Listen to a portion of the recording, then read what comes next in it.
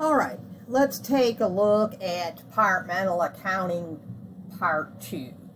This section is primarily going over the operating expenses, both the direct operating expenses and the indirect operating expenses that we have to allocate, and how to do that and then get them onto our income statement, departmental income statement. So we learned in the previous PowerPoint that we have two types of operating expenses. The direct operating expenses, those are the ones that are traceable to a specific department, and we assign that to that department based on the actual expense that was incurred for that department. And then we have the indirect operating expenses. Those are the expenses that are incurred for the business as a whole, like rent expense for the whole building. Can't be traced to a specific department, but we have to allocate how much of that rent expense is going to go into each department based on some logical method that we come up with, how we're going to allocate it.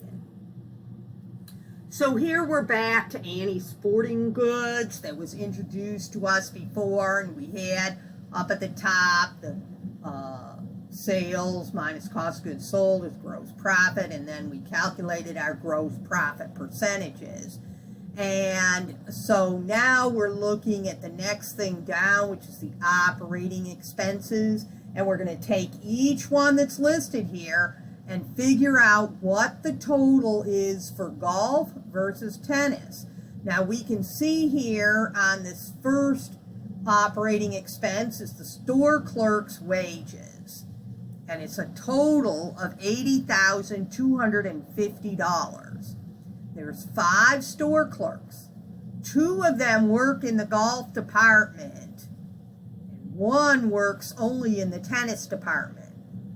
So those 3 people's wages will be considered direct operating expenses because they can be traced directly to just one department. Then we have 2 other employees that they assist customers in both departments, whatever the customer wants. They're just helping in both departments. And so we don't have an easy way to figure out how much of those wages go into golf and how much goes into tennis. Now here's a list of all the 5 employees' wages. So here's the first 2 work only in golf, and one's got $19,000, one's got $17,000 of wages. Then the third employee works only in tennis, and they make $15,250 of gross wages. Then we have the last 2 employees that work in both departments, and one makes $13,000 and one makes $16,000. So all of these gross wages together equals our total that we saw on the income statement, $80,250. We need to concern ourselves with allocating the 13 and the 16. And together 13 and 16 is 29,000. We need to allocate that some form or fashion between golf and tennis. So what we decided to do, and that doesn't mean that all stores are going to do this exactly the same way. Each store has to decide each business has to decide how it's going to allocate its indirect expenses. And you as an accountant will be involved in figuring out, well, how are we going to, what kind of logical method can we come up with? So what Annie's decided to do is that the allocation is made based on the percentage of total sales. So we took the golf sales divided by the total sales for the whole store. So in other words, golf has almost 63% of all the store sales are in golf. And tennis, 640, 300 divided by the total sales for the whole store. Tennis represents about 37% of the total sales of the store. So it's kind of logical that if there's somebody that's just working in both departments and they're floating back and forth. As customers come in, there's going to be more customers that come in and want help with golf because we do more sales of golf. So those employees are going to have to spend more of their time in golf. That's just logical. So we decided to allocate 63% roughly of the wages of that $29,000 of wages to golf, 37% roughly to tennis. So here is our sheet that we made up for the store clerk's wages expense. And first we have the direct expense listed out. Now the golf had 2 people.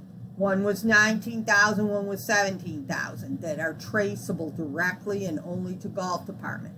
So that's $36,000 that's a direct wages expense for golf.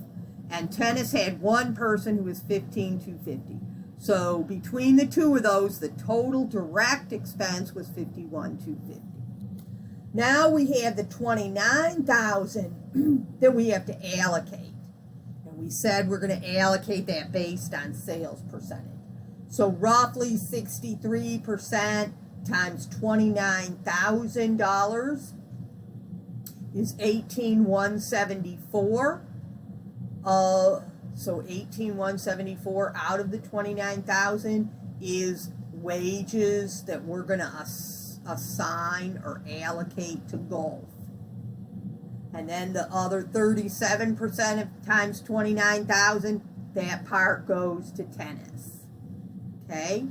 And so $18,174 is in the total for golf, $10,826 is the total for tennis. If I add the $51,250 that was direct expenses plus the $18,174 and the $10,826, I should get the grand total of $80,250, and I do.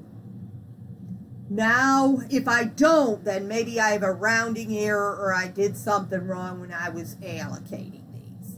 Okay, so you should come up with the $80,250 when you're done. Then I can total down the golf department, the $36,000 direct, plus the $18,174 that was allocated, is $54,174 total wages that's going to go for the golf department.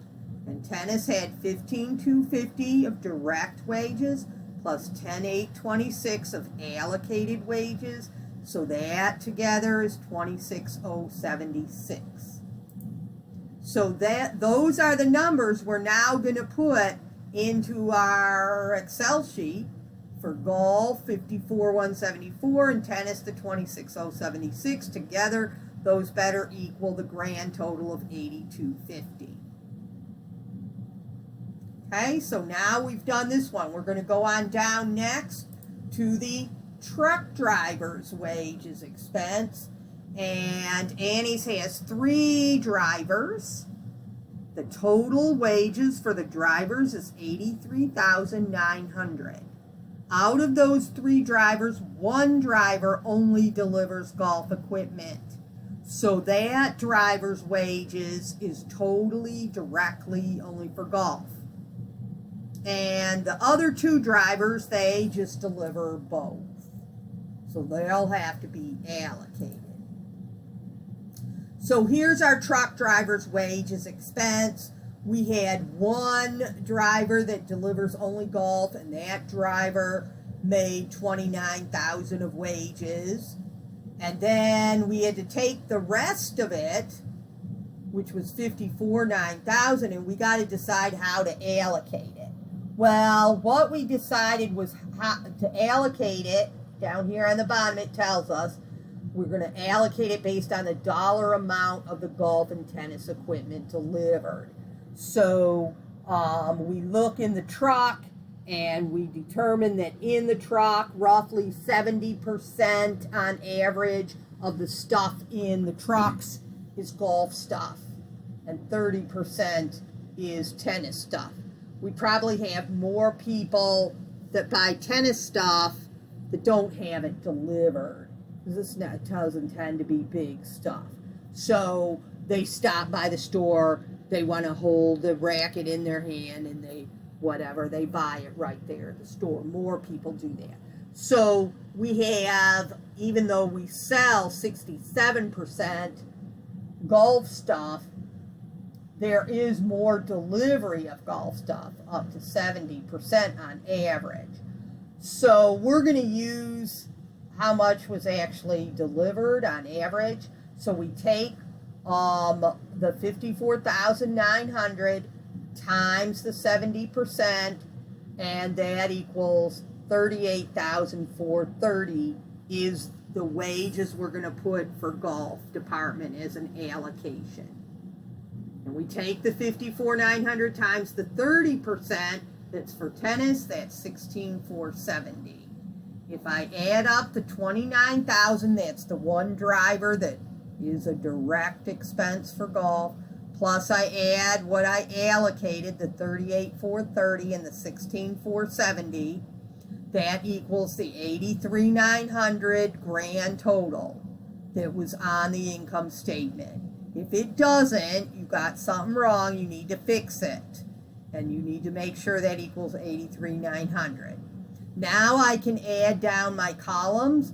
Golf, I have a direct expense of 29,000, the indirect expense that got allocated of 38,430.